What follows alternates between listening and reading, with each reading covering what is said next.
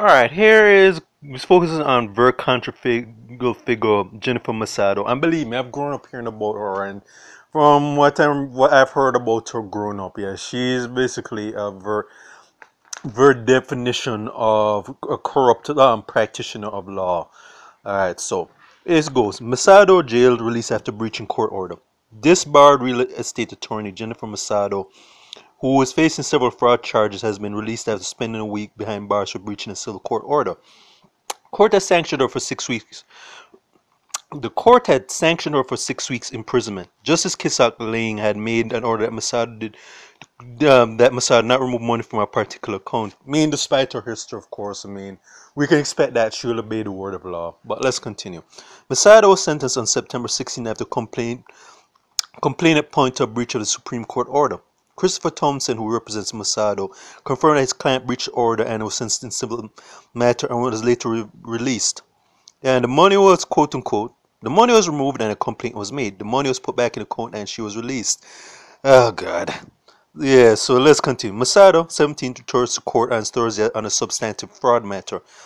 Thompson revealed that most of the cases more against Messado were being settled and his client hoped to achieve similar resolution since for the other matters still in court. The well-known state attorney was disbarred in 2018 and had been slapped with nearly a dozen fraud-related charges in 4 separate cases in which investigations alleged that she used forged documents selling a number of properties valued at millions of dollars. So, in the article, as I said, I've heard about this lady. She's basically as corrupt as they come, though, and the fact that she has a known history of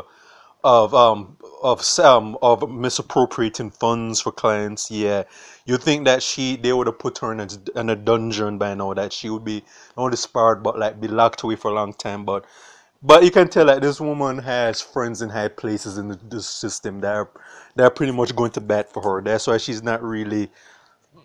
getting these really slaps on the wrist when she should be getting more harsher sentences. But unfortunately, there are a lot of people that like Messado in Jamaica, because there's a long list of people with our mindset and or criminal tendencies that are never really held accountable for their multitude of crimes. But like I said, she wasn't that well connected. She'd be serving prison, a longer prison sentence. No, I think, like I said, I've heard about Messado growing up, or it could have been some other lawyer or something similar to her. But in this case, though, this is not her first offense, and it's not going to be her last. But chances are she's pretty